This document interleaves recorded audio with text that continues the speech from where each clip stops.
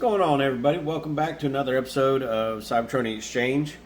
It's been a minute since I've done a review, and I'm going to be getting back into these a little bit more. I'll probably go back through and do reviews on figures that I haven't done before that I've collected in the meantime. This one's more of an unboxing. The other one will probably just be an overall review of figures and such. Just because I've already unboxed them, I'm impatient. I can't wait, and that's probably why I missed most of videos. Is I get home and I just want to do it, and I don't want to take the time to set up cameras and stuff. But I'm going to make an active decision to not do that anymore and to dedicate time to setting up and shooting a video. Something you'll probably notice is it doesn't quite look like my normal video setup does. I've been working this past year on my display space. About 10 years ago, I had a barn built out back on my property with the intent of the downstairs being a shop and the upstairs being my collection room. And I just, stuff starts showing up at the house. You start moving stuff, putting things wherever it needs to go, and next thing you know, your space becomes a catch-all. You got to move this to get to that. You know the routine. We've all got rooms or places that we've had to do that with before, and it just kind of gets in the way of doing stuff. Well, this year I made a promise to myself to stop doing that and to make effort. So this year I've made that effort to get this display space taken care of. I'll do a video on that separately. But yeah, so that's why it looks different. I got new desks, new furniture, new stuff. I have my own space. I'm not doing this in my bedroom anymore. I'm now in my own area dedicated to this thing. I don't have to worry about taking down my camera gear or anything else. Everything can just stay where I leave it, and it'll be fine. I have this space dedicated to this one thing. So without further ado, I'm going to get into Magic Square's version of Snarl. Typical G1 artwork on the front. They do an excellent job. Side, I don't even know why they did that.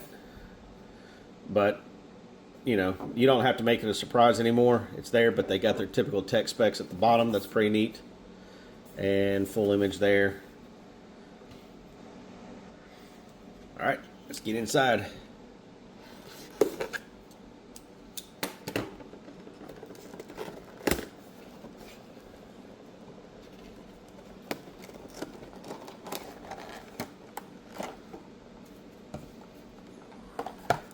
Alright, you get your usual little baggie of stuff, instructions, open hands like this. It's weird. I like alternate hands, but I wish they were a little bit more definitive. I wish the fists were fists, and I wish the open hands were more open hand, not this claw-looking thing. Got a little tech spec in there that's the same at little collector cards, so you don't have to worry about keeping that unless you absolutely want to. I don't keep them. They go in the trash along with everything else. Yes, folks, I throw away my box.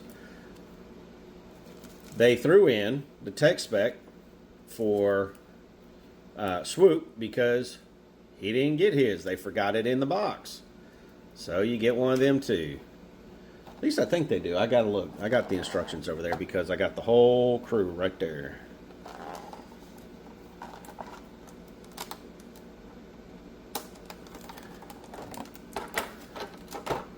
Pop that out. Let's check out his sword. Did he come with anything other than hands and sword? Here, I'm just going to move that over there. And we're just going to take this out and look at the stuff. There's his card. And his instructions. We'll see if we need those or not. Every now and again, these figures surprise me, and I need the instructions to flip a flap that you can't see. One of the things I love about this type of plastic that they use is that it hides the seams so well. And I know you've heard me talk about it before. People don't like the plastic. People like the plastic. I've never had a broken figure from Magic Square, so they're doing something right. Even after all these years, I go back and transform them. You know, even the old ones, the original Constructicons, Soundwave, Trailbreaker, they're hanging in there. I have the original V1 Optimus Prime, does just fine. So, anyway, it's on a ball peg. The hand is, and it has a hinge, so it can go in and out. Same for the other sword. Minimal sculpting. It's just a neat shape. No big deal. And it'll peg into his hand, I'm sure, just fine.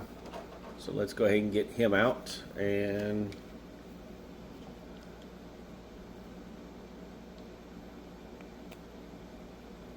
yep. Yeah, you kind of, it doesn't quite go because the hilt. But if you just kind of give him a little bit of space, there you go. You gotta give him a little bit of gap, and it'll go. I have more space now, so I can get it closer without having to reach over it, and I can actually see what I'm doing on screen, so it's nice. Alrighty, well, I want to take that out. Let's do a hand. Going to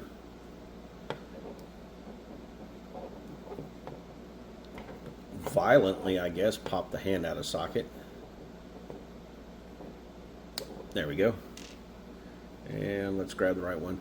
I will say that the hands have a little bit of flashing still around the fingers.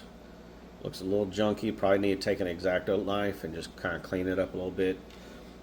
Definitely not the end of the world. I've had figures come out with paint chips on them. Not from Magic Square, but from other companies. That hinge, that wrist hinge, makes it really difficult to get that hand to go in there.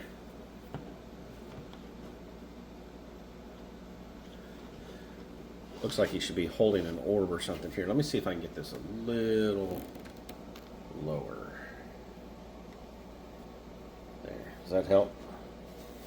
I know what he should be holding. An Energon cube. That looks good. FYI, I got this desk from Amazon, and they did not advertise that it had a seam in the middle. Everything was photoshopped to where you couldn't tell. And when I got it in, it's got a seam in the middle. I don't like the seam, but I need the desk. I like the desk better than the other stuff. It fits the space better visually, so we're going to live with the seam. On to other things. All right. Energon cube out of the way.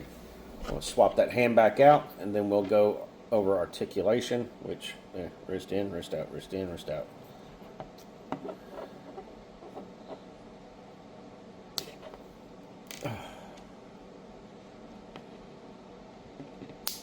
Snap. All right, so let's go over articulation. You get that much up, way more than you need, that much down, all the left and right. No real attitude because this space here is pretty small. You could wallow it out with a knife if you want to get a little attitude. To me, the juice ain't worth the squeeze. Shoulders up to there and all the way to there before you hit the back kibble, and all the way down there. Bicep swivel and single jointed elbow. It gets you the range, all of it, and of course wrist swivel. Same for the other side. We get waist swivel, forward ab crunch to there. I mean, you start breaking the sculpt when you go so far. And I'd say you can probably get away with looking up a little bit. It just looks funky, but I don't know how many people do that. Get the arms up out of the way. Get the hip skirt up out of the way.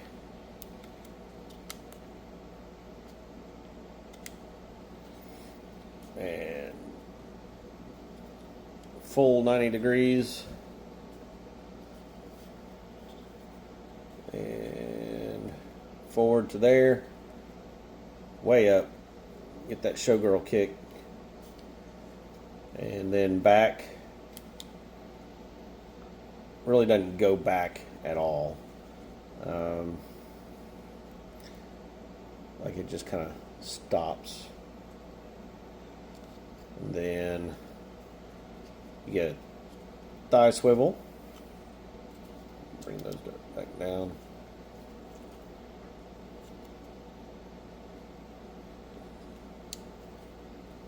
Yep, thigh swivel. You get 180 degree knee bend, double jointed. Kind of breaks the visual sculpt right there, but it's not a deal breaker. You get toe tilt down, no up, and a rocker. And that's about it.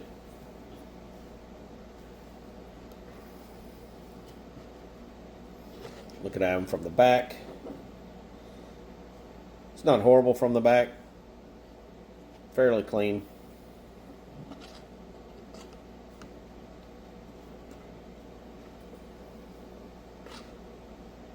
Side profile, everything under there is pretty cleaned up, no gaps.